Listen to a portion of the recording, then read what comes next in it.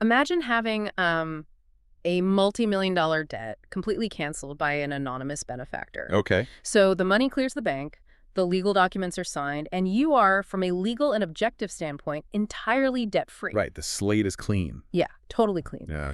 But because you lost your phone, or maybe you missed the email and you misplaced the physical mail, you spend the next 5 years of your life living in agonizing poverty. Oh, wow. Yeah. You're convinced you are still, one step away from debtor's prison. That sounds miserable. It really does.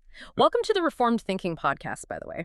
Today, we are looking at a historical text that claims this specific terrifying tragedy is actually happening to thousands of people every single day on a spiritual level. It's a heavy thought. It is. Because, usually when we talk about a pardon or an apology or any kind of relational reconciliation, there is a very strict expectation of a linear sequence. Right, a specific order of operations. Spot on. You do something wrong, you feel terrible about it, you figure out a way to offer a sincere apology, and then you make amends to repair the damage.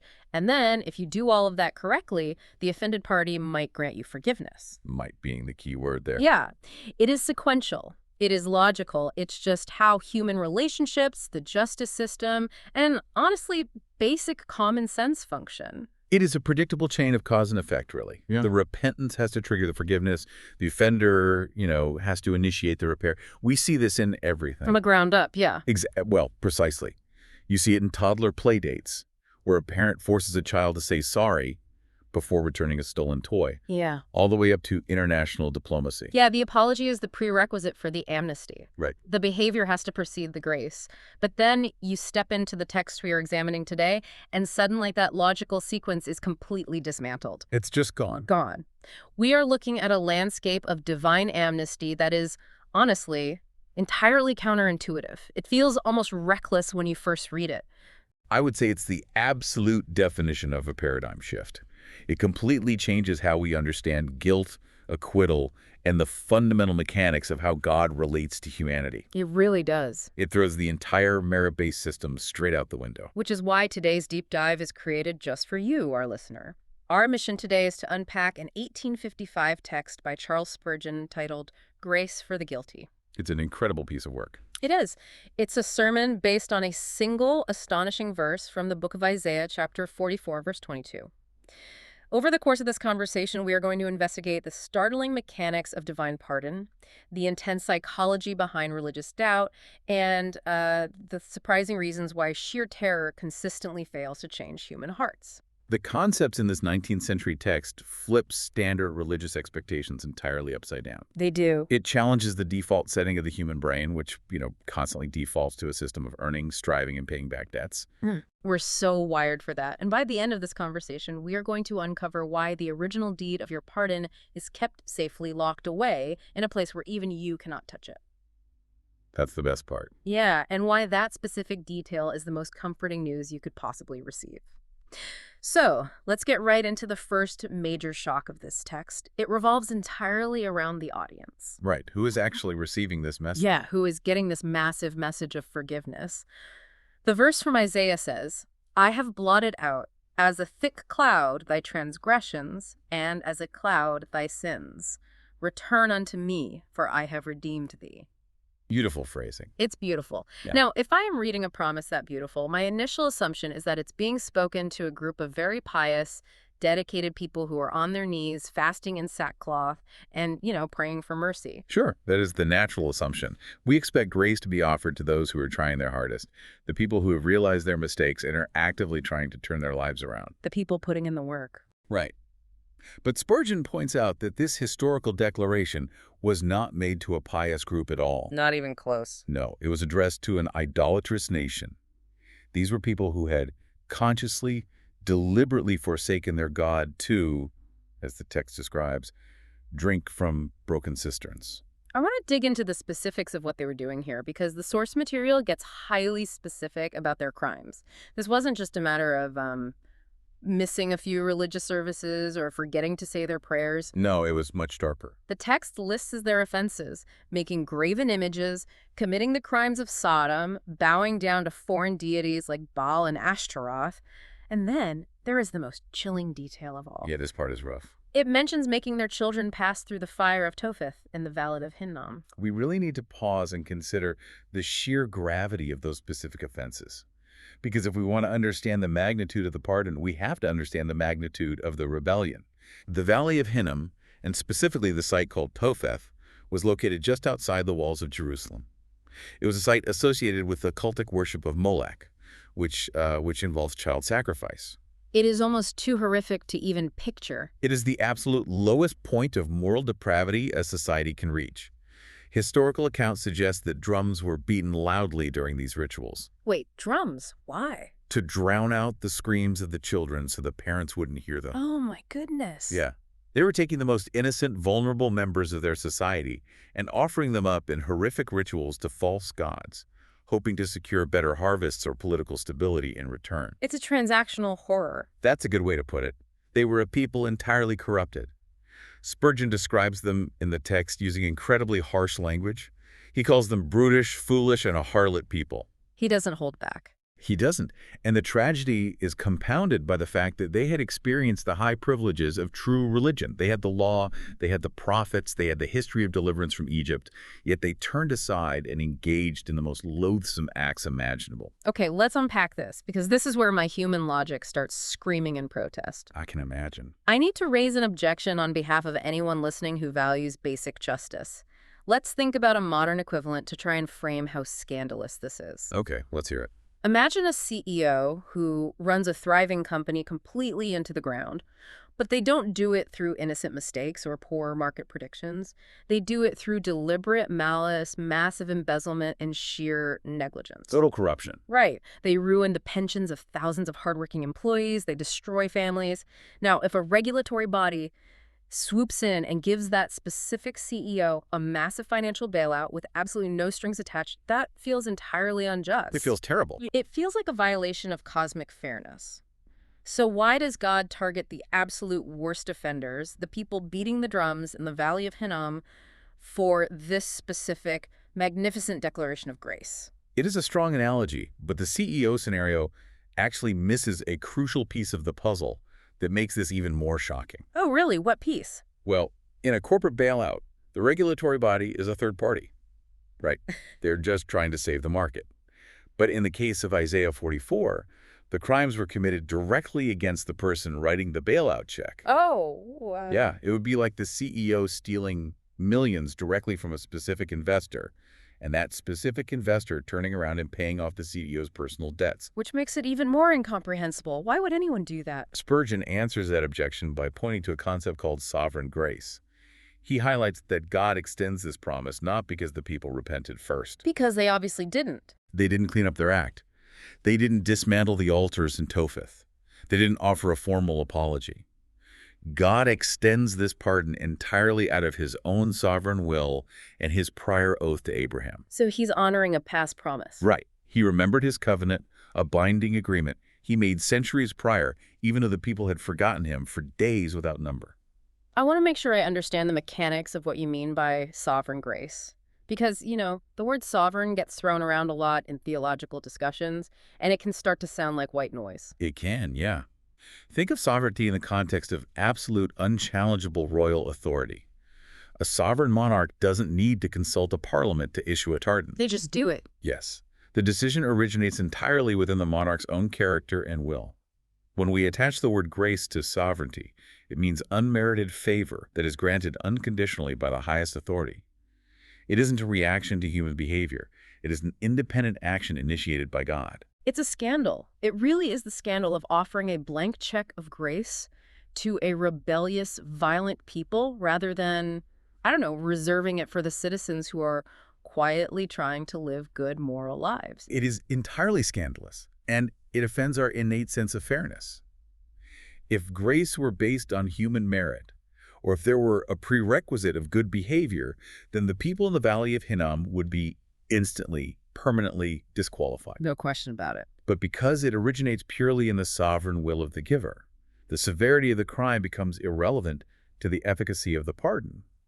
God is acting based on his own character, his own unalterable oath, not based on the fluctuating morality of the subjects. So what does this all mean for the sequence we talked about at the beginning? The repentance didn't come first. The apology didn't trigger the forgiveness. And that realization naturally pushes us to the even more jarring concept of the timeline. The timeline. Yeah, because if the behavior didn't trigger the pardon, when is that pardon actually applied to them? Well, Spurgeon asserts a highly controversial point regarding this timeline. He argues that a person's sins may be entirely forgiven long before they are even aware of it. That's a huge shift in thinking. It is.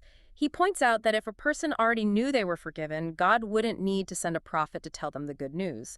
The prophet arrives to announce a reality that is already in effect. This is a crucial distinction to grasp. Spurgeon is systematically separating the objective reality of forgiveness from the subjective realization of it. Two different things. Completely. The legal fact of the pardon is one distinct thing. Feeling the emotional joy of that pardon is another thing entirely. He describes the subjective experience of coming to terms with this. He talks about spiritual birth coming with pangs and pains. He draws a direct parallel between physical birth and spiritual birth. Which is never easy. Never. A natural birth is not painless. It involves trauma, pressure, and agony. Similarly, a spiritual birth involves suffering. A person might be genuinely, objectively forgiven in the eyes of God, but still experience great darkness, confusion, and doubt. Like they're stuck in the dark. Right. They are humble, they are penitent, they feel the crushing weight of their past guilt, but they have this persistent haziness about the atonement. They cannot see the grand plan clearly, so they don't feel the joy. Mm-hmm.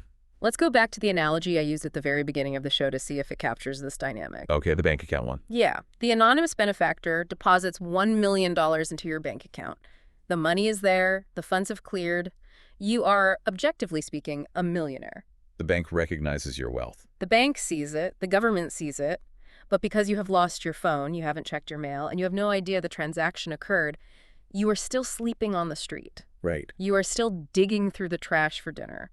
You are living in agonizing daily poverty, even though you possess immense objective wealth. The dynamic is identical.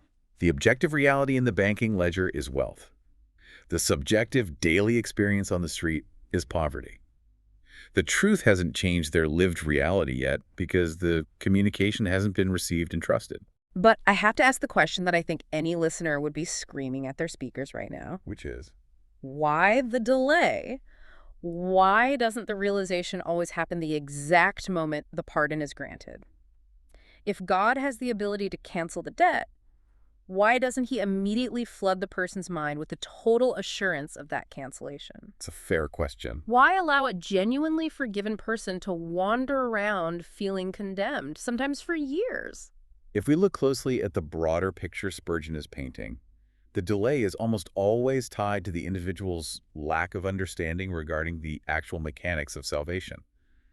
They are looking in the wrong direction. What do you mean by that? Looking where? They are looking inward for proof of their pardon. Ah, I see. They are waiting to feel a certain level of holiness, or they are waiting for their daily behavior to reach a certain threshold of righteousness. They think, if I stop struggling with this particular bad habit, then I will know I am forgiven. Measuring themselves? Exactly. Because they are constantly looking at their own flawed performance, which will always be flawed, by the way. They suffer from that haziness. The delay is the painful process of breaking down that self-reliance. The ego has to realize that looking inward only brings despair. So the pain is almost a necessary stripping away of their own attempts to earn it. Yes, that's spot on. But Spurgeon guarantees something quite beautiful here. He says that even for these doubting, struggling believers, before they pass away, before they wade through the stream of Jordan, which is a classic metaphor for physical death, God will give them a glimpse of sunshine. He uses the quote, "Christ is with me, death is not," meaning death is nothing. They will eventually get the subjective realization. The fog will clear. But the primary, unshakable point remains. Yeah. The timing of their feelings does not dictate the timing of the legal pardon. Their feelings don't change the paperwork. Right. Their doubts do not unsign the document. The prophet, Isaiah in this case, is sent to announce a reality that has already taken place in the courtroom of heaven. Which means we need to understand the mechanics of that specific courtroom. How can a pardon exist before a person feels it, before they ask for it, or in some cases, before they're even born? We have to look at the precise legal framework of how and when the debt was actually paid. This brings us to the absolute core of Spurgeon's argument regarding the complete justification of the elect in the person of Jesus Christ. We are shifting gears here from the realm of personal feelings and emotional haziness into the cold, hard realm of objective courtroom law. Let's do it. Spurgeon talks extensively about the divine surety.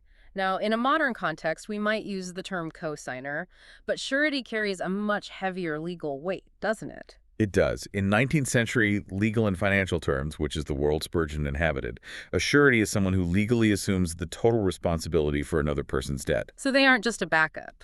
No, if you default, the surety doesn't just help you out. They become the primary debtor in the eyes of the law. The creditor goes after them, not you. Okay, so legally, how can a spiritual debt be canceled if the actual offender hasn't paid a dime? Does Spurgeon offer a legal loophole here, or is it a strict transaction? It is a strict, merciless transaction. There is no loophole. Spurgeon states that when the divine surety Christ took the guilt upon himself at Calvary, the debts were instantly and fully discharged. Paid in full. The punishment was meted out in full. The wrath was exhausted. Therefore, the justice system has no further claim on the original debtor. But wait, if I'm listening to this, a massive logical, chronological problem arises. The timeline issue again. Yeah. How could my specific debts, my specific mistakes and sins be discharged at Calvary thousands of years ago when I hadn't even been born yet? The sins were not even in existence to be paid for. That is a very common objection, and Spurgeon anticipates it. He explains it by dealing with the nature of God's relationship to time. Okay, how so? Well, we experience time linearly, right? Past, present, future. God exists outside of that linear progression. While the sins were not yet committed in historical human time, they existed completely and vividly in God's foreknowledge. They were already known. Yes, they were quantified, cataloged, and written in his book. So he isn't waiting to see what we do. He already sees the totality of the timeline. Correct. The text describes Christ as the Lamb slain from the foundation of the world. The foreknowing God saw the entirety of the rebellion, calculated the exact weight of the moral debt, and laid that specific debt on the divine surety. So it is a closed loop of legal justice. If the debt was paid by the surety, a full receipt was given. Exactly. If the crime was laid on Jesus' head and punished there, the crime ceased to be held against the offender. To demand payment from the offender after the surety has already paid would be double jeopardy. The legal logic is airtight. It is a fundamental principle of justice that you cannot demand payment twice for the same debt. Right, they can't charge you twice. If the bank cashes the check from the cosigner, they cannot legally foreclose on your house. The purchase of the pardon happened at the cross in history. The revelation of that pardon happens at the moment of faith in the individual's life. You cannot purchase something that has already been bought. You can only realize it belongs to you. Spurgeon uses a very vivid, visceral analogy here himself to describe this tension.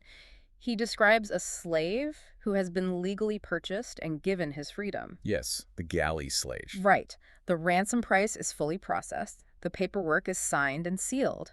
But the slave is still scarred. He is still branded with the hot iron. He's still physically chained to an oar in the galley. Striking image. It is. So my question is, if the transaction is finished and the justice system demands his release, how can a person still feel the chains of sin? How do we reconcile the objective legal freedom with the very real, heavy feeling of being chained to the oar?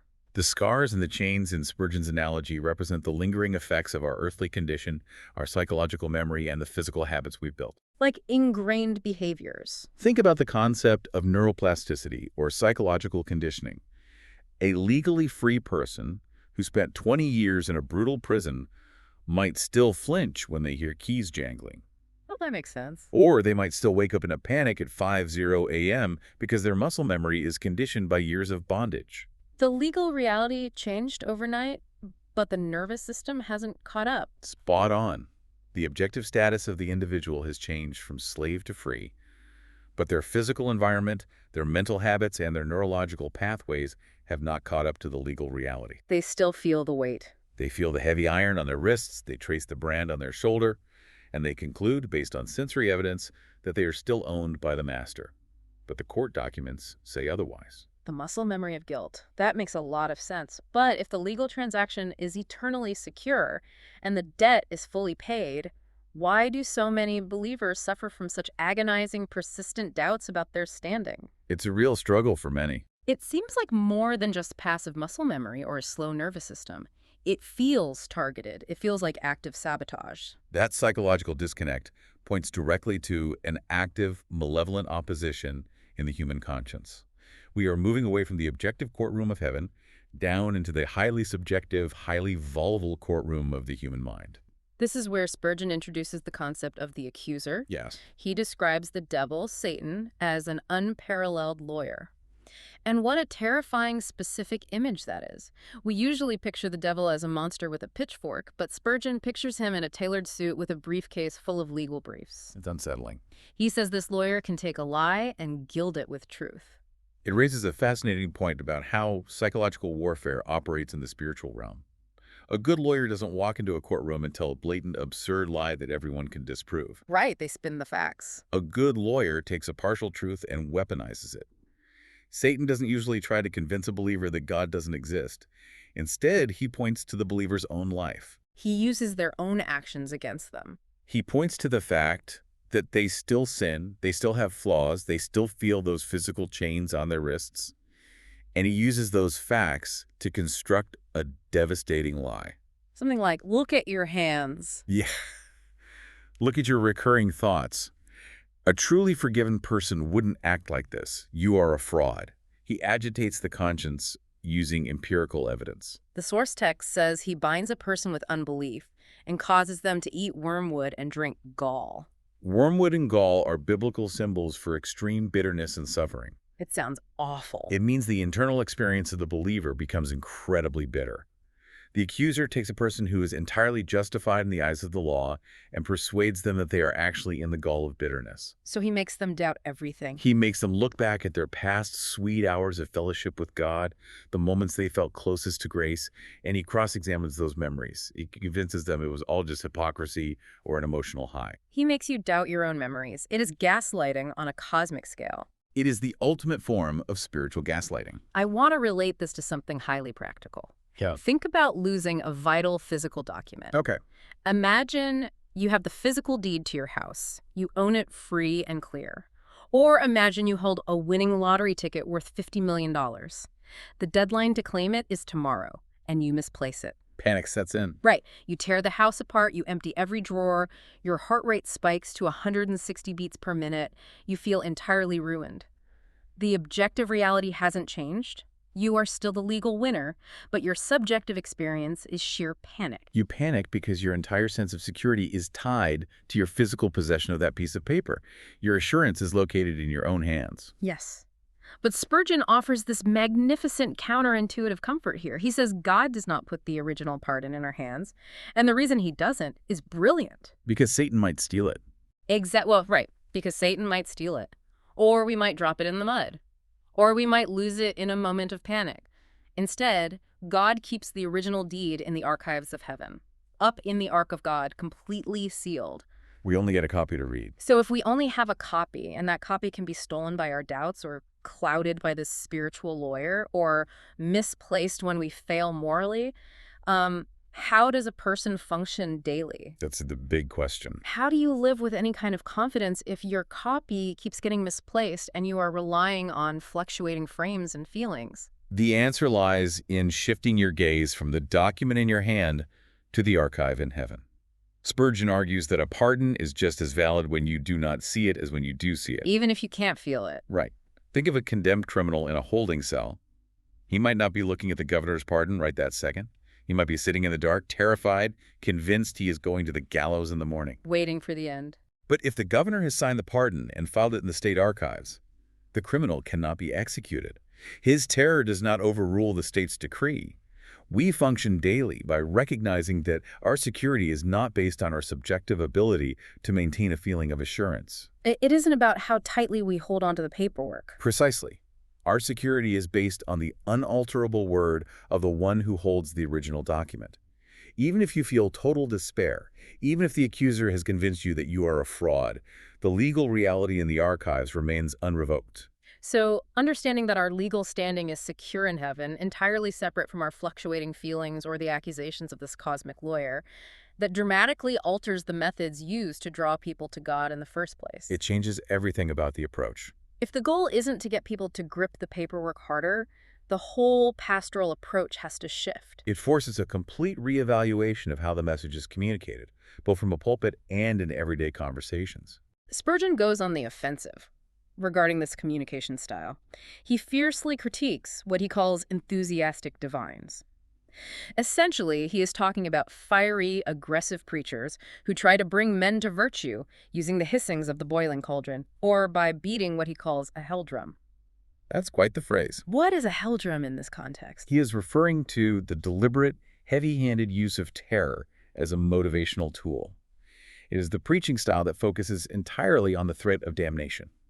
Turn or burn. Oh, I've heard that. The message is, do this, clean up your life, stop sinning, or you are damned to the boiling cauldron. He argues that you can frighten men into hell, but you cannot frighten them into heaven. It is a staggering psychological insight, and it aligns with what we know about human neurobiology. Oh, how so? Fear, particularly the threat of severe punishment, activates the amygdala. It triggers the fight, flight, or freeze response. It can produce immediate movement. You can scare someone into freezing or running away. Sure. But you cannot scare the prefrontal cortex into genuine affection, trust, and love. Spurgeon quotes the Apostle Paul here, saying, "Knowing the terror of the Lord, we persuade men." So he doesn't discard the law entirely. No, he doesn't discard it.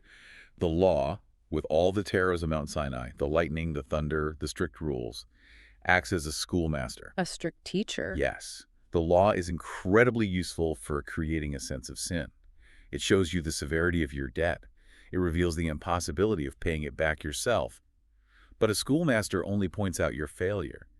To actually bring a man to Christ, to initiate that joyful spiritual surrender, you must bring Christ to the man. He says a sense of blood-bought pardon is what dissolves a heart of stone, not the threat of perdition. The threat of perdition hardens the stone.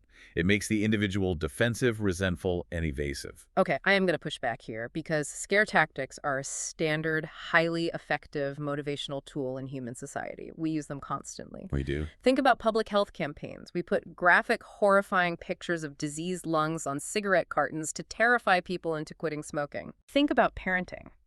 If you run into the street, you will get hit by a car and die. We use raw terror to enforce life-saving boundaries. So, does terror ever yield genuine loyalty? Or does it only produce behavioral compliance fueled by underlying resentment? That distinction right there is the crux of the issue. Fear produces compliance, not loyalty. Compliance versus loyalty. Right. If you hold a weapon to someone's head and demand their wallet, they will give you their wallet. They complied with your demand, but they do not love you. Obviously not. They deeply resent you, and the moment the weapon is lowered, the moment the threat is removed, they will flee or retaliate. Public health scares might modify a specific physical behavior, but they do not create a loving, trusting relationship between the citizen and the health department. The toddler stops running into the street because they are afraid of the car, not because the fear made them love the parent more. Yes, that's it. Spurgeon is addressing the core of human redemption, which goes far beyond behavior modification. God isn't just looking for subjects who reluctantly comply with the rules to avoid punishment. That would just be a dictatorship of fear. Right. The goal is a recreation of the heart's affections. You simply cannot terrorize a heart into love. The heart of stone, that defensive, guarded posture, will only melt when it is confronted with unconditional sacrificial grace. To illustrate how grace succeeds where terror completely fails, Spurgeon brings in a specific story of warfare and surrender. He borrows a parable from John Bunyan, the 17th century author who wrote The Pilgrim's Progress. It's a brilliant illustration. It really is. It illustrates everything we have discussed so far regarding the psychology of the besieged human heart. Set the scene for us. To appreciate this, we have to imagine the brutal reality of 17th century siege warfare. There is a certain army trapped inside a walled city. They are surrounded, cut off from supplies, and attacked by a king and his massive host from the outside. A desperate situation. Very. The king rides up to the gates and issues a terrifying ultimatum. Give up the city directly, or I will hang every man of you. I will burn your city, raze it to the ground, slay your families, and exterminate your race. The ultimate hell drum. The boiling cauldron of threats. He is aiming straight at their survival instinct. And what is the response of the citizens? Do they wave the white flag and surrender? I am guessing no. Absolutely not. They say, we will fight to the death, and we will never give up. We will never open the doors. It is the psychology of a cornered animal. Yes. The threat of total destruction solidifies their resistance. They look at the king and think, if we surrender, we die. If we fight, we die. We have nothing to lose by holding out. So they dig in. They reinforce the gates. They prepare to starve rather than submit. The terror created rebellion, not submission. But then, seeing the stalemate, the king changes his tactic entirely. Seeing that threats are useless against a hardened heart, he sends a completely different message. He approaches the walls again and says, if you will only open your gates and come out to me, I will let you go away safely. I will give you your lives and liberty. A total shift. More than that, I will let you have your lands back on a small tribute, and you shall be my servants and friends forever. The contrast is staggering, and the response to this message of grace is immediate. The text says they unbar the gates and come tumbling out to the monarch directly. If we apply this parable to the listener's view of God, it reveals a widespread, tragic misunderstanding of who God actually is. What kind of misunderstanding? Well, so many people stay away from God because they view him exclusively as the angry king delivering the first message. They see him as a lion waiting to devour them, a judge waiting to drop the gavel. Right. If they try to approach him, or if they try to get religious, they do it as unwillingly as men walking to a public execution. Because they think they are walking toward their own condemnation. They think every step closer to God is a step closer to having their failures exposed and punished. But the message of the gospel, the true message of Isaiah 44.22, is the second message from the king. Return unto me, for I have redeemed thee. Notice the tense of the verb, I have redeemed thee. It is past tense. The ransom is already paid. The king isn't saying, come out and I might spare you. He is saying, the war is over. I've already signed the amnesty. The realization of a prior, secure redemption is the catalyst for joyous surrender. I love that specific phrase from the parable, tumbling out. It implies such a chaotic, joyful relief. It is not a formal, stiff, fearful surrender where you are marching out in perfect lines with your hands up, waiting for the firing squad. No, not at all. It is a desperate, messy, joyful rush into the arms of the monarch. You are tumbling over each other because the relief is so overwhelming. It highlights the sheer tragedy of people standing back from their best friend because they mistakenly believe he is a lethal foe. They project the hostility of their own rebellion onto the character of God. They know they are guilty, they know they deserve judgment, and so they assume God hates them as much as they hate him. It's such a human reaction. It is. But the message of the cross breaks that psychological projection.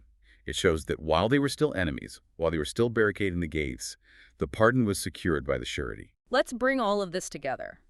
We have covered a massive amount of ground today, moving from ancient rituals to 19th century legal concepts to the modern psychology of fear and grace. We started by looking at the shocking audience of the pardon. The people of Topheth. Right. We saw that grace targets the absolute most guilty, the idolaters in the valley of Hinnom. This proves that mercy is entirely sovereign and not dependent on human merit, good behavior, or a pristine track record. We then examine the timeline, discovering that the legal pardon is secured by the divine surety at the cross, long before the believer ever feels it, asks for it, or even knows about it.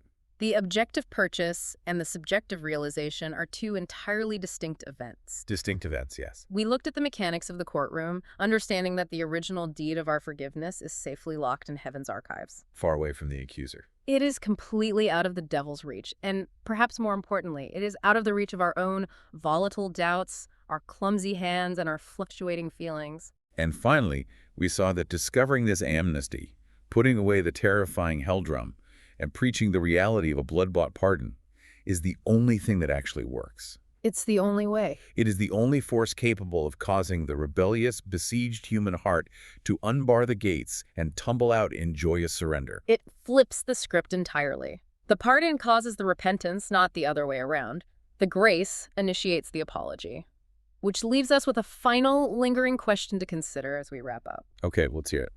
Think about your own life, your own private struggles, and the arguments happening in your own internal courtroom. If the ultimate proof of your pardon is locked safely in the archives of heaven, completely immune to your daily fluctuations in mood, completely untouched by your seasons of intense doubt, and unalterable by your poor performance, how does that reality alter the way you handle your next moral failure? It changes the entire foundation of how we approach our own shortcomings. It moves us from a posture of terror to a posture of secure humility. It means the next time you stumble, you are not frantically scrambling to rewrite a legal document that was never in your hands to begin with. You are simply remembering where the original is kept. Thanks for joining us on this deep dive into the archives. Keep thinking, and we will catch you next time.